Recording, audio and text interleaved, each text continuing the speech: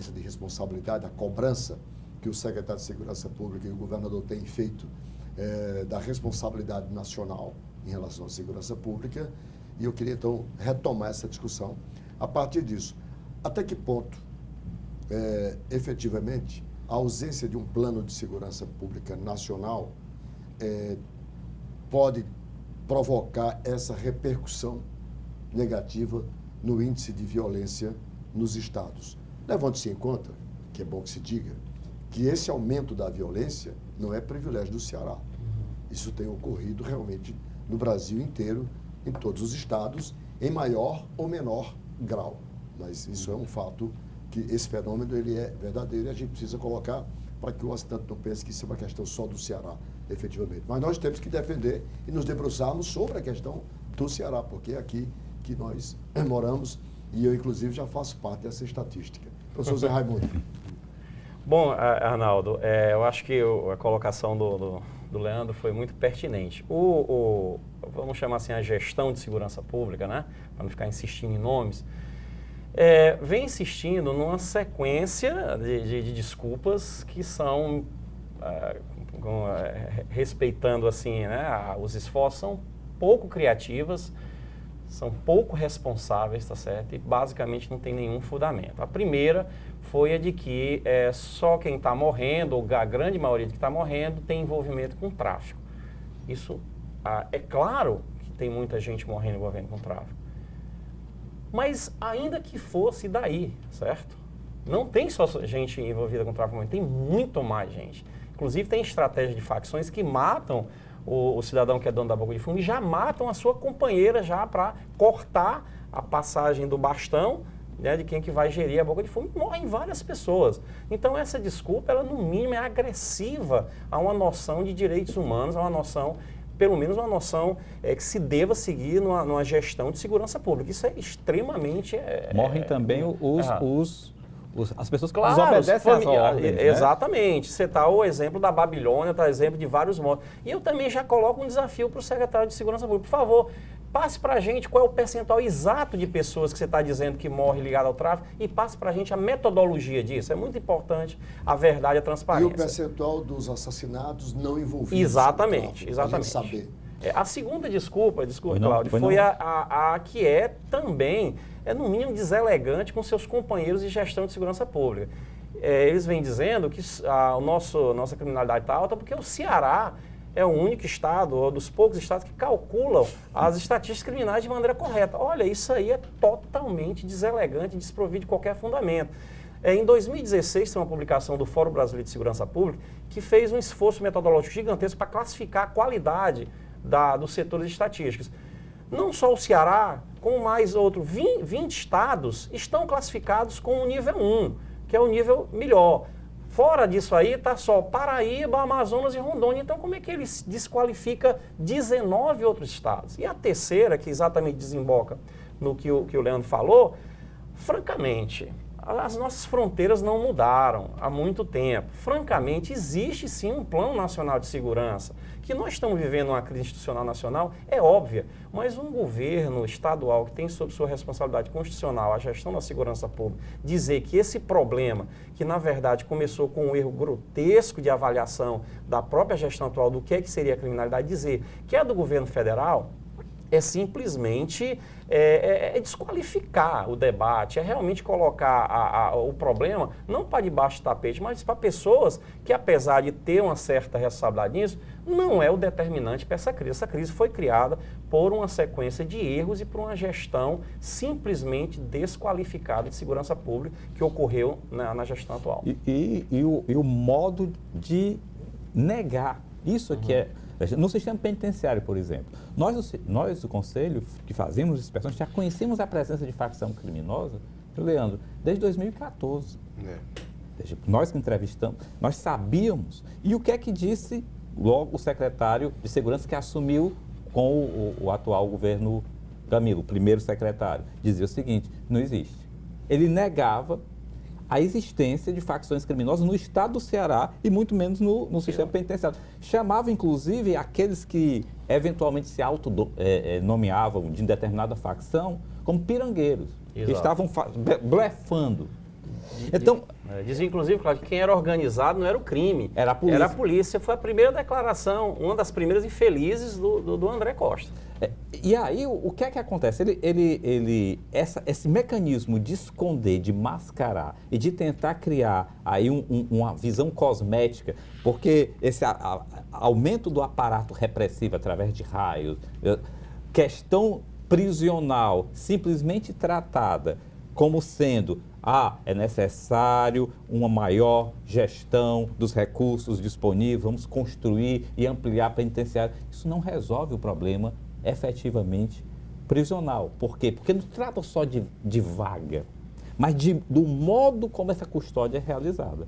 E complementando o que os colegas colocaram, Arnaldo, veja só, dentro de todo esse contexto, né, o Cláudio bem conduz o Conselho Penitenciário, que eu tive a honra de presidir em 2001. Se você avaliar precisamente, cirurgicamente, a cada governo que se conclui, são, na verdade, inaugurados mais 3 ou 4 unidades prisionais. Né? É como se o secretário de Justiça não precisasse ser alguém mais que entenda do aspecto jurídico, bastava ser um engenheiro civil, né? Porque é construção de unidade a todo tempo. Perceba só um detalhe. Além do governo não ter um plano claro, né, a questão do efetivo é muito sensível, sem dúvida, mas lógico que ninguém pode depositar essa responsabilidade a um único governo, é um represamento de omissões. Hoje nós temos 86 municípios sem delegados, né? Hoje nós temos um policial militar de rua fazendo o trabalho de 4, né? De modo que nós temos realmente que reconhecer o esforço, o denodo da corporação, da Polícia Militar, da Polícia Civil, do Corpo de Bombeiros, que tem metade do efetivo também ideal. Mas veja só, eu acompanhava a imprensa recentemente, um navio que aportou aqui, que desceram vários turistas, né?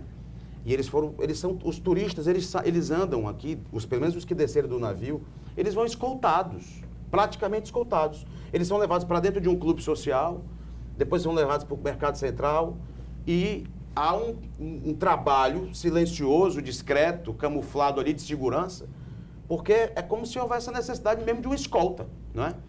E outro detalhe importante. Sim, paralelo ao cuidado com o cidadão visitante ao estado do Ceará, que é um cuidado que deve se ter, tem também a autodenúncia, né, do sistema de insegurança que se está vivendo, senão não seria necessário. Sem dúvida, sem dúvida. Isso é uma confissão, é uma confissão. Então, o que mais nos preocupou no Conselho de Segurança, além dessa intranquilidade social que tem abatido todas as camadas, todos os tecidos, foi realmente o êxodo urbano, né, que as facções criminosas começaram a impor a determinadas periferias, onde você vê as famílias sendo arrebatadas das suas moradas. E eu tenho muitos amigos da Polícia Militar, da Polícia Civil, coronéis de mais de 30 anos de experiência, os poucos que eu entrevistei, e foram unânimes em asseverar que em 30 anos de atividade profissional nunca tinham assistido, primeiro, a departamentalização de facções em unidades prisionais. Que eu me permito, eu tenho procurado, querido Justo, não citar mais os nomes das facções, porque isso faz alimentá-las, agitá-las. Sem dúvida. Glamorizá-las. Então, além dessa questão da departamentalização, os coronéis que eu entrevistei, nenhum deles tinha assistido a expulsão de famílias de casa pelas facções. Essa é uma prova indisfarçável, né, do enraizamento, da legitimação do crime organizado no Estado. E o que é pior, está havendo um enraizamento também, um espraiamento para o interior já. Sim. O interior já está sendo afetado pesadamente. Amplamente. Né? Então, é preciso se reconhecer esse estado de coisas, é preciso que o governo deixe claro qual é o seu plano. Há uma desarmonia entre a ação do Estado em combater o crime e a ação de municípios em enfrentar a questão da criminalidade, que é diferente, a questão da atribuição. Dos 184 municípios que nós temos, somente 13 deles têm uma secretaria municipal preocupada com essa questão, né, de enfrentar a criminalidade. Nós sabemos que a responsabilidade de enfrentar o crime é do Estado, isso é intransferível. Mas os municípios podem colaborar e muito com políticas de urbanização, desfavelização, desmontar os ambientes criminosos, a questão da arquitetura social que houve em Bogotá, né, que é quando você invade a ocupação dos espaços públicos, das praças, uma grande revolução de ocupação. Então, há uma desarmonia, há um divórcio entre a ação do Estado na segurança pública e esse fosso com os municípios. Então, gera essa intranquilidade, né? Isso alimenta esse combustível e nós que tivemos uma crise, né? Uma hiperinflação na década de 90, agora nós vivemos uma hipercriminalidade. E é bem verdade que isso não é característica só do estado do Ceará, né? Mas no estado do Ceará, ele se realça na medida em que nós estamos batendo os recordes, né? Enquanto no Brasil, né, o Fórum Brasileiro de Segurança Pública divulgou que no Brasil, ano passado, foram 61 mil mortes, a gente teve a oportunidade até de debater aqui no Observatório, ou seja, uma bomba, né, de Nagasaki arremessada no território brasileiro, mas o estado do Ceará foi um dos pouquíssimos estados, que bateu o recorde de homicídios por ano. Né? Nós superamos os 5.100 ano passado.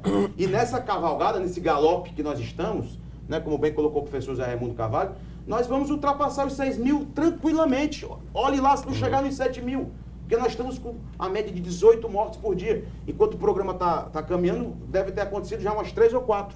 Né? E um outro argumento muito comum do governo é que isso não está afetando a população em geral. Que essa escalada de criminalidade, esse conflito, estão gerando mortes. Até o professor Zé Raimundo utilizou uma terminologia muito interessante, que é morte útil. Como se, não, estão morrendo eles mesmos, estão se matando, obviamente não está refletindo efetivamente na sensação de segurança pública mais geral. Isso é absolutamente uma falácia. Primeiro porque, quando eles dominam territórios, eles estão subordinando e substituindo o Estado naquela comunidade. Exatamente. Então, aquela comunidade está dominada. Ela está dominada efetivamente. E aí o raio não está na área. Porque se estivesse na área... estaria contendo com... Né? E só parece sobre a questão do raio que você tocou, o que me preocupa também é que nós temos uma política de apartheid doméstico, interno, intestino nas polícias, principalmente na polícia militar.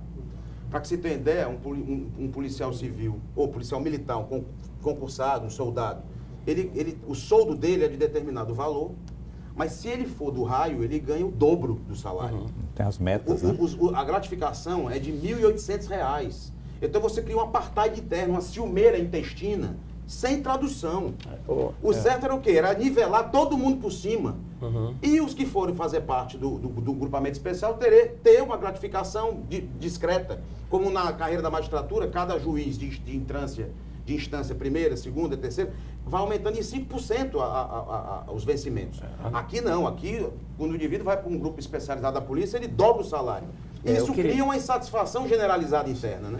Eu queria, Arnaldo, chamar a atenção também para uma situação que eu acho que ocorre sutilmente, mas ela está sendo fundamental para retroalimentar toda essa crise, que é, vamos dizer assim, a omissão, o desaparecimento de grandes setores na nossa sociedade que historicamente eram extremamente combativos e atuantes em relação a questões relacionadas à segurança pública, direitos humanos, social e econômico. Então, eu não sei se ainda tem um tempo nesse seu quadro. Veja bem, o que se faz chegar a uma crise como essa? Novamente, essa crise não foi no final de 2007 para 2018. Ela tem raízes em 1º de janeiro de 2015, mas ela estava claramente implementada em meados de 2016. Então, nós estamos aí vivendo isso, basicamente. Agora, você vê, eu sou professor da Universidade Federal do Ceará. Universidade Federal do Ceará. Vamos pegar, assim, nós temos uma comunidade universitária bastante atuante, né? Mas vamos pegar só as públicas, né, que seriam aquelas que historicamente, mas nós também temos grandes pessoas em universidades particulares e faculdades que também têm uma voz muito forte. Mas se você pegar a UFC e a UES, tá certo, que historicamente sempre rugiam frente aos desrespeitos a direitos humanos, às questões de segurança pública, o que é que acontece desde 2015? Elas, no máximo, miam, tá certo? Então, como é que pode você ter vamos agora especificar só a Universidade Federal do Ceará, porque eu sou de lá, então eu teria mais uma licença para ser mais contundente.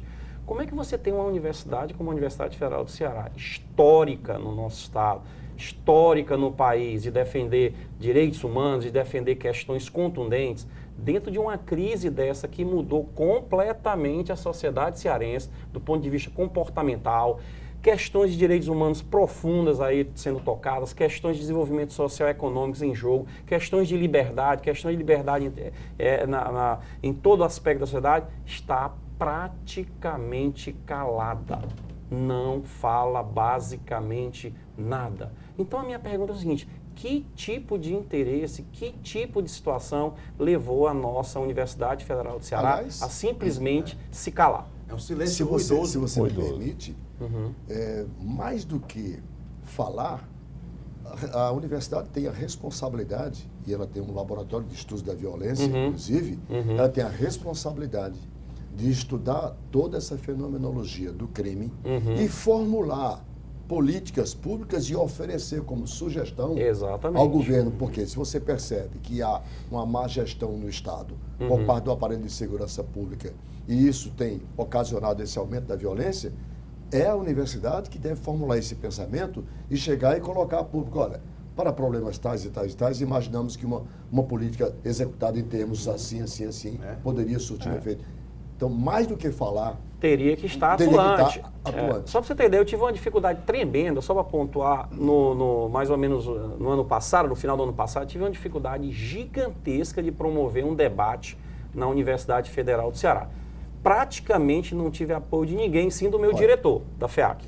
Isso. Realizei lá e você viu o que aconteceu. Convidei André Costa, convidei a excelentíssima a nossa vice-governadora, tá certo? Convidei o professor César Barreira, convidei o deputado Capitão Wagner e eu mesmo estava no debate, ou seja, mostrando todo o espectro. A única pessoa que foi o Capitão Wagner, tá certo? Inclusive eu tive, a nossa FEAC foi desrespeitada pela vice-governadora que confirmou oficialmente a ida e não foi. Então você vê como é difícil trazer esse pessoal do governo debater. Falta muita humildade. Os erros são tão grosseiros. Eu abri o programa dizendo que eu entrei para as estatísticas, eu vou contar agora o que foi. Nós que moramos aqui desse lado de cá da cidade, Aldeota, por aqui, nós só temos duas opções de chegarmos ao aeroporto. Ou é pela Raul Barbosa, portanto, passando ali pelo Lagamar e Aerolândia, ou é pela BR-116. Uma vez por mês, em razão da própria profissão, eu vou a Brasília, naquele voo que sai daqui 5 horas da manhã e volta meia-noite, você está aqui. E é comum, você vai do seu próprio carro e deixa no estacionamento, questão de comodidade e tudo. Quando o índice de criminalidade aumentou ali no Lagamar, naquela zona ali, se botou policiais lá, lembram? Tinha uma viatura lá permanentemente, 24 horas, que era para coibir, porque ali era um ponto vulnerável. Tirou-se a viatura de lá. Resultado, as pessoas que estão indo para o aeroporto por aquela via ali, na descida do viaduto, segmento da Raul Barbosa, ou principalmente ali embaixo fazendo o retorno, estão sendo assaltadas. Foi lá que me assaltaram 2, a mão armada, quarta-feira, quando eu ia para Brasília. Quer dizer, então, olha como é grosseiro. Se está mapeado os locais que são vulneráveis, por que não está lá uma equipe do raio, uma dupla de moto ali? Por que não está lá uma viatura permanentemente? Ou alguém quer me dizer que o Lagamar está pacificado? Alguém quer me dizer isso agora? Né? É claro que ali é um centro vulnerável de violência. Então a polícia tem que estar presente. Ele assaltaram a pé, não está. Assaltaram a pé. Ele sai ali daquelas ruas e fica na frente do seu carro, dois, um na frente e outro atrás, do lado com um revólver, e você tem que parar. Ou você para ou você morre. Né? Então, eu acho que estava na hora da Secretaria de Segurança fazer voltar para aquele ponto ali, porque é a única opção e o fluxo é muito grande, porque as pessoas vão para o aeroporto. Que é só vai por ali. É um caminho diário. É estratégia, você é obrigado a passar Arnaldo, por ali. Ninguém da Secretaria de Segurança Pública sabe, mas os bandidos sabem disso. Isso é que é interessante. Uma coisa interessante que o professor José Raimundo Carvalho colocou, que eu achei muito... Erro de diagnóstico na implantação do programa Ceará Pacífico. Eu acho que o professor poderia falar um pouco isso, porque eu acho que esse é o ponto nodal. Ele vai falar no próximo bloco. Nós vamos fazer mais um intervalo e quando voltarmos, nós estaremos abordando, portanto, os erros de diagnóstico da questão da segurança pública. Um instante só e a gente volta.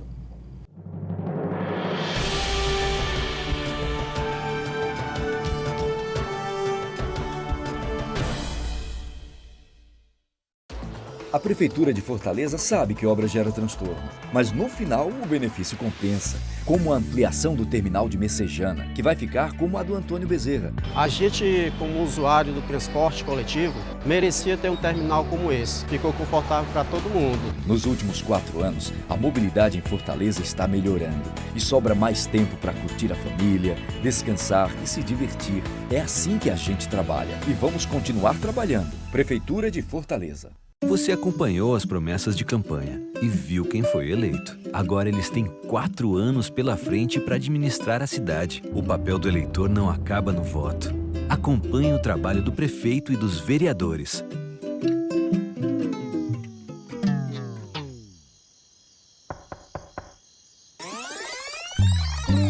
Cobre, fiscalize, participe. A cidade é sua, é de todos nós.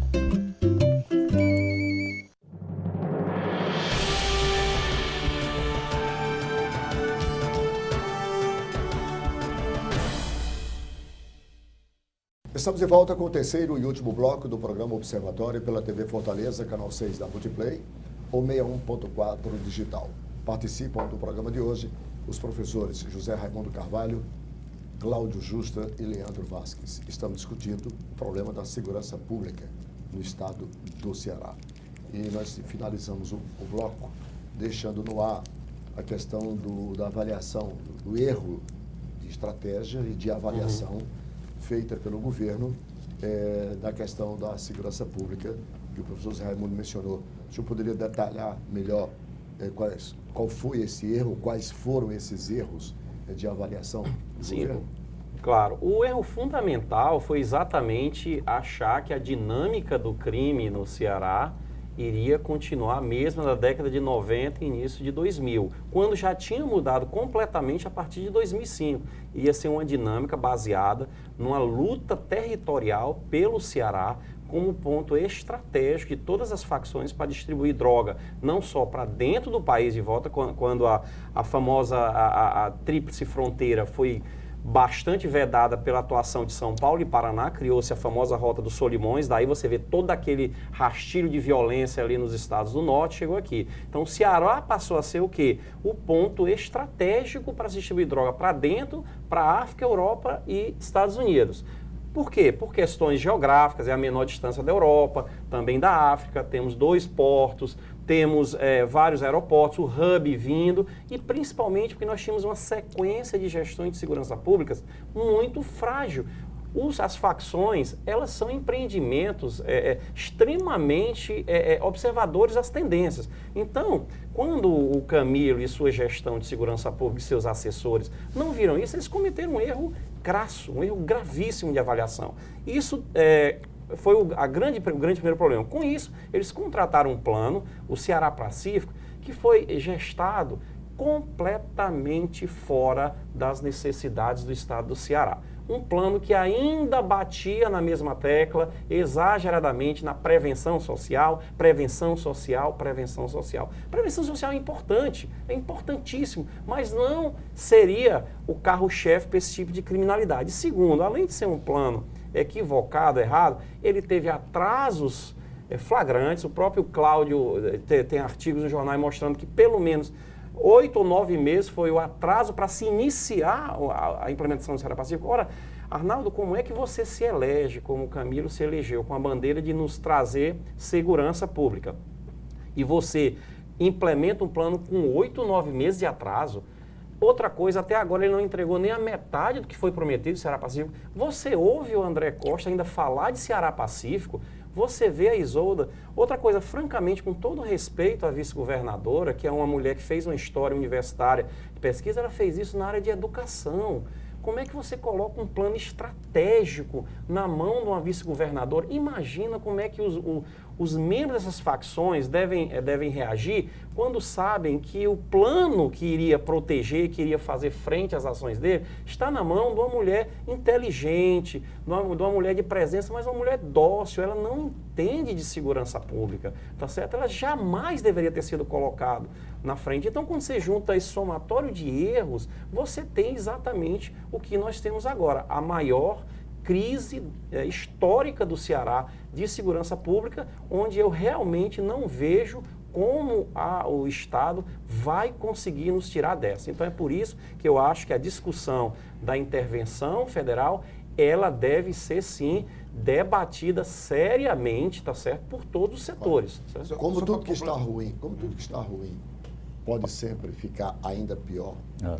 Eu não quero aqui ser fatalista, não estou querendo aqui, enfim, ser profeta ainda isso, ser profeta apocalíptico.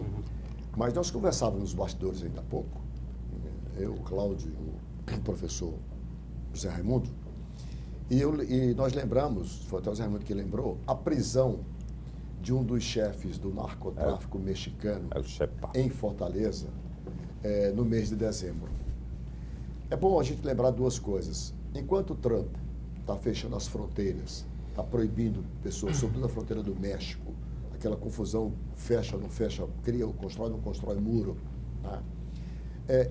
Será que esse cara, com o tamanho que ele é, com a responsabilidade criminal que ele tinha na máfia a que ele pertence, estava aqui no Ceará para passar férias só porque o sol e o mar do Ceará são melhores do que isso? Do que o do Caribe. Isso tendo, exatamente. Tendo o mar do Caribe. Eu estou chamando a atenção.